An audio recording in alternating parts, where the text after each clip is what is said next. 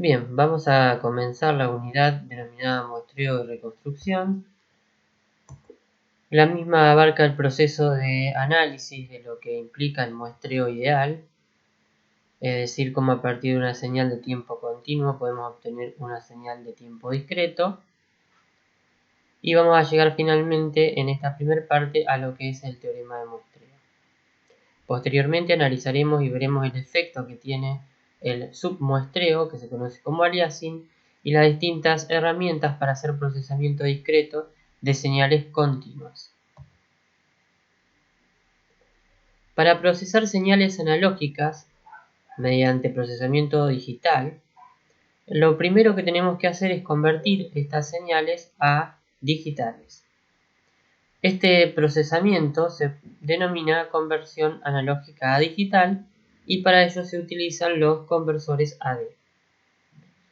Gráficamente podemos ver que una señal de tiempo continuo ingresa al denominado conversor analógico digital ideal y se obtiene a la salida un conjunto de muestras.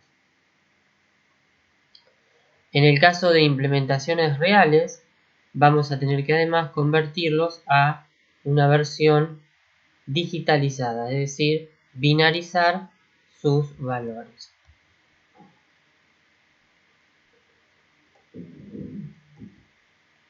Vamos a definir lo que se conoce como muestreo periódico ideal al proceso de obtener muestras en forma de una distribución uniforme unas de otras, es decir, el intervalo entre una muestra y la siguiente se mantiene constante. Se define como x de n igual a la función variable xc continua evaluada en los nt instantes, donde t es el intervalo de muestreo y su inversa es la frecuencia de muestreo. En sistemas reales, además, suele esto ir acompañado de un muestreo y mantención, o muestreo y retención. Bien, una cuestión importante a saber es si, a partir de las muestras que tenemos, se puede obtener nuevamente la señal original.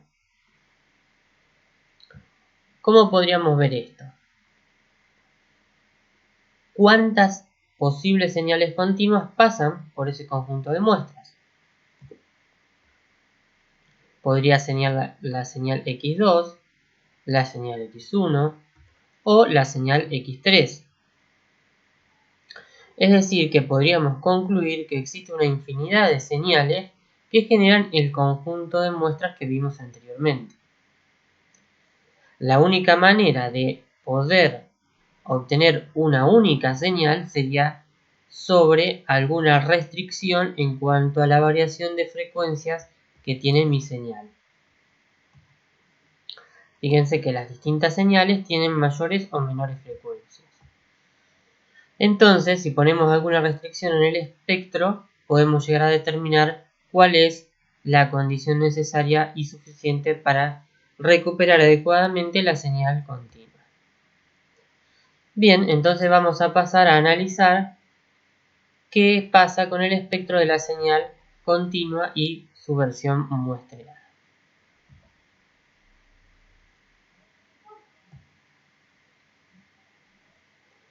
Sabemos que si tenemos una señal continua que es de tipo aperiódica y con energía finita, tiene un espectro dado por su transformada de Fourier. Esta está definida como una integral de la señal por una exponencial compleja en el diferencial de tiempo, es decir, integramos en términos infinito a infinito toda la señal con esta nueva exponencial compleja. Además, si su transformada de Fourier exista, podemos recuperar la señal a partir de su ecuación de x de t igual a 1 sobre 2pi por la integral de menos infinito a infinito de lo que tenemos ahí. Además de las ecuaciones de análisis y de síntesis de la versión continua, podríamos tener la ecuación de análisis y de síntesis de la versión discreta. Es decir, en este caso, la transformada de Fourier de una señal de tipo discreta va a quedar dada por la sumatoria de menos infinito a infinito de x de n por la base compleja e a la menos j omega n. Además, si tenemos su espectro, podríamos recuperar nuevamente su señal x de n. Bien, estos dos conjuntos de ecuaciones, en principio, podemos ver que estarían relacionados a partir de que la señal x de n se puede obtener a partir de la señal x continua evaluada en nt. Si reemplazamos esto y usamos la relación entre el tiempo t y el tiempo n, podemos obtener que x de n va a quedar una integral de menos pi sobre t a pi sobre t de lo que tenemos en el corchete.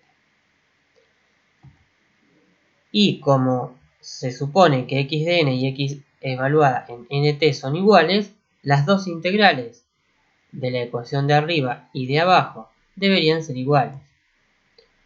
Si realizamos esto y algunos pasos más matemáticos, vamos a llegar a que el espectro de la señal discreta x de e a la j omega t es igual a 1 sobre t por la sumatoria de menos infinito a infinito de la versión continua evaluada en j omega menos j por 2pi sobre t por k, es decir, todas las réplicas de mi señal. El espectro de la versión discreta entonces se obtiene mediante estas expresiones. En el caso de arriba en el dominio de omega y en el caso de abajo en el dominio de f. Es decir, se escala el espectro de la versión continua por 1 sobre t, se colocan las copias escaladas de todos sus múltiplos enteros y se superponen finalmente todas las réplicas. Viendo un caso simple donde la señal continua tiene una banda limitada a WH o omega h, la versión discreta estaría dada por la gráfica de abajo, es decir, la señal centrada original, escalada y todas las distintas réplicas.